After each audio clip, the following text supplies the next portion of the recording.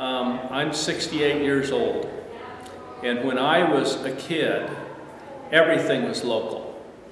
Your pharmacy was local, your shoe store was local, your notion store was local, your meat store was local, your grocery store was local. All of this was local. Essentially, in our society in the United States today, there is no such thing as local in most of the trade. It's just gone. It's gone. The same thing happened with agriculture. We used to have milk delivered to our door from the local dairy. We used to get our meat from the local butcher. We used to get our produce from the local farmers that sold to the local stores. That system has disappeared. It's gone. Has nothing to do with agriculture. It has to do with society in general, that we've become a global society.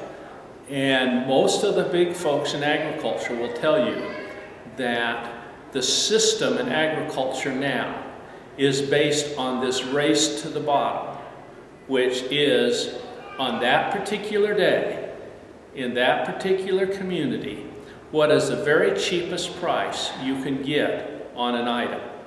And it doesn't matter where in the world it's grown, how it's shipped, how it's packaged, but what is the very cheapest item.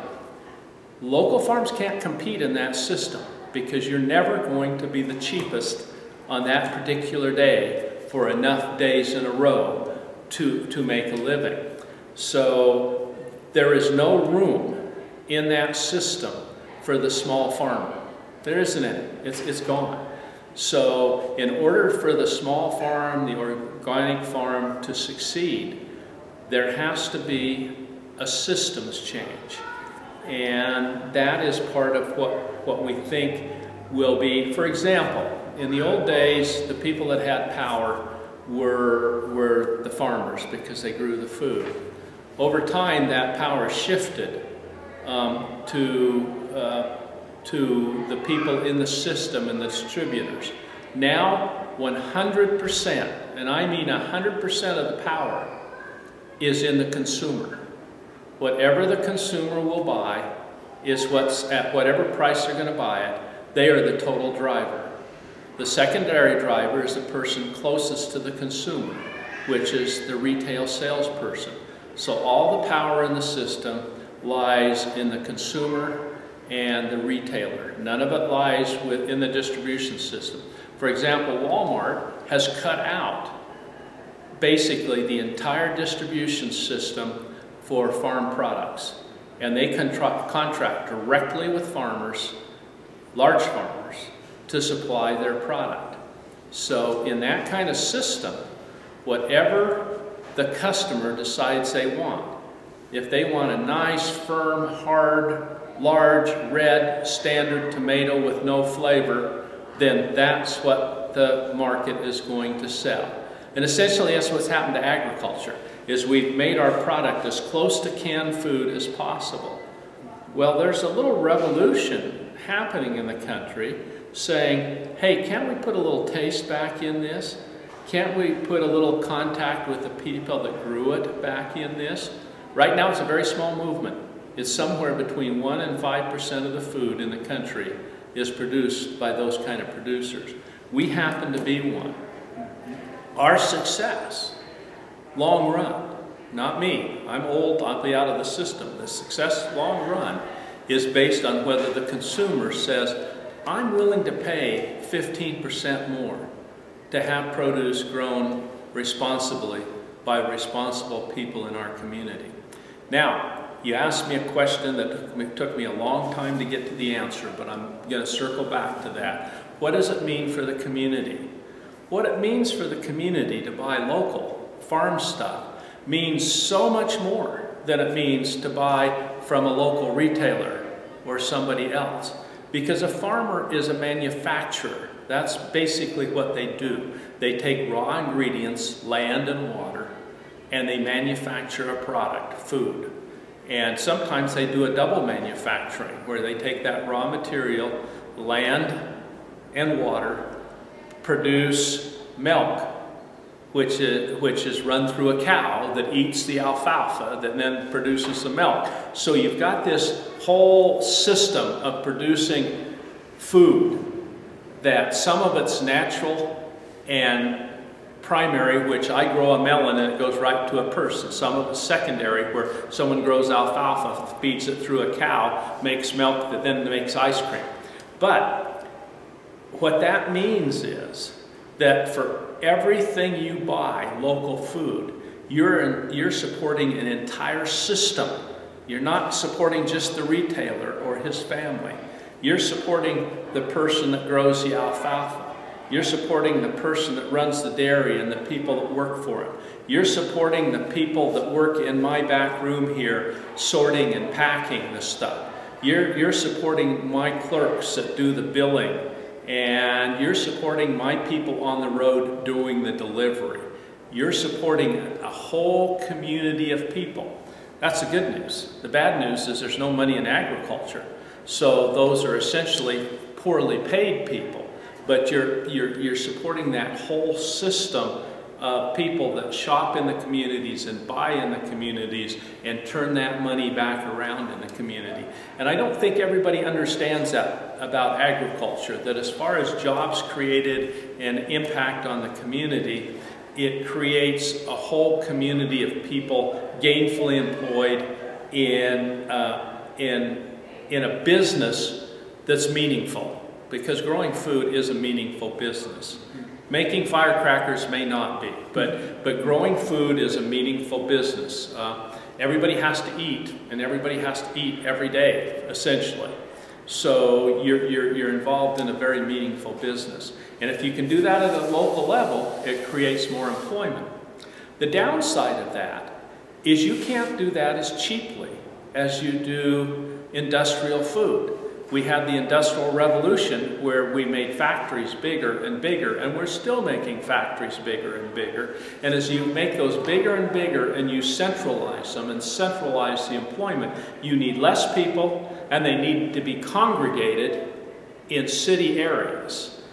That whole system scares the daylights out of me because it's taking people off the land, it's taking people out of communities, and it's creating these megapolises that really probably, in my opinion, over time, our biggest problem now, despite how we talk about loss of agriculture and everything, our biggest problem is dysfunctional cities that are creating tremendous amounts of waste, are creating concrete jungles, and it's affecting us in several ways. We have to be very careful with our entertainment farming here because the kids that come out to our farm have always lived on asphalt and concrete. They have no immunities, natural immunities. They have not eaten local produce. They have not become inured to their environments. So they're susceptible to every little thing that comes along. If they get a little virus or something like that, I think a lot of our health problems are directly related to putting everybody in cities and making antiseptic environments where they're not introduced to animals and manures and dirt and the kind of things that if they're introduced at a young age. Our health inspector said, Rick, you need to understand that when these people come to your farm on these buses from Reno, they have no immune systems. They haven't developed any. You're going to have to be very careful. They're all going to have to wash their hands carefully. They're going to have to be kept clean because your kids are out here. They're playing in the dirt. They've already gone through that. But these kids on these buses, they are different kids. They are different kids. They have different health patterns than the kids raised on a farm. So anyway, that's my...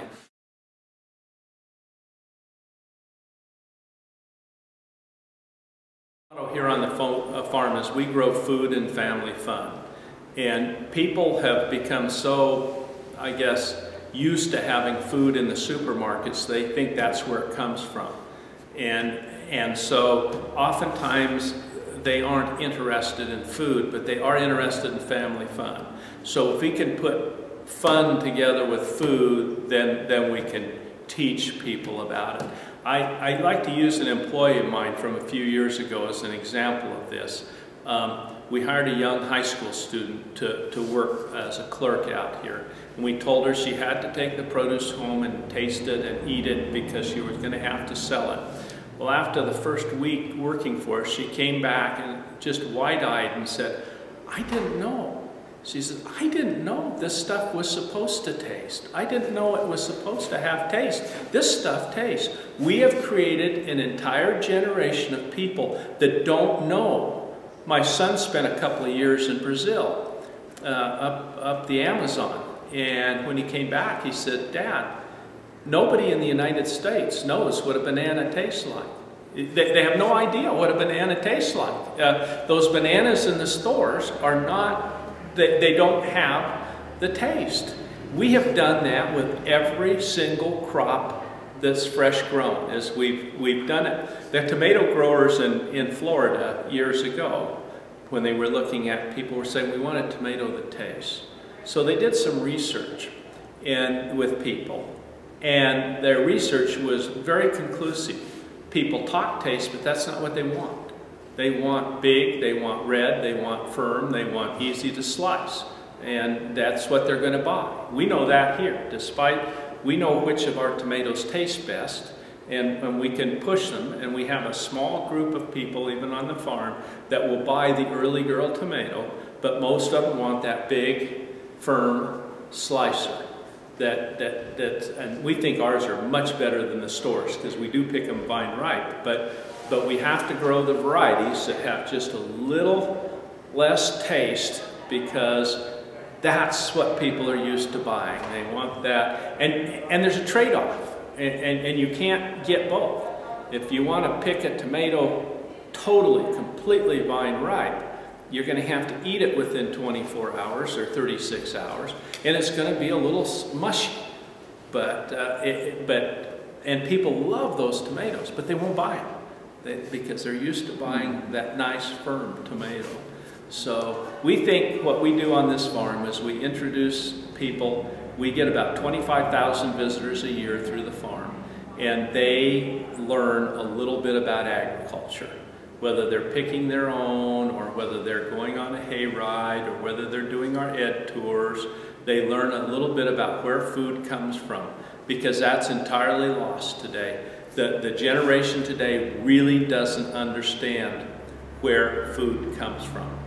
They just don't. They don't. And it's not only the kid, it's the parent. We do an alfalfa unit on this farm where we teach them about alfalfa, because alfalfa, despite some of the bad press alfalfa's gotten nationally and around here because it's a heavy water user, alfalfa and legume forage crops are the #1 crop in the world. They're the whole basis of agriculture are legume forage crops. They're the base. You know, you have to have them. So we do an alfalfa unit here because it's the #1 crop in our valley.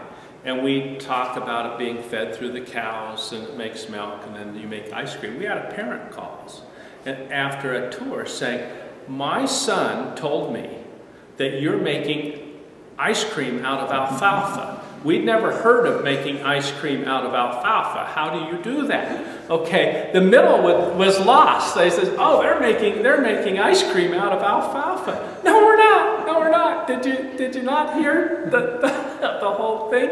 Well, little kids, they get things wrong, but that's what they don't know now. They really don't know that milk comes from a cow, and you have to feed a cow to get the milk, and you have to have milk to make ice cream. They just think you go to the store and buy ice cream, you know, but it's not that way.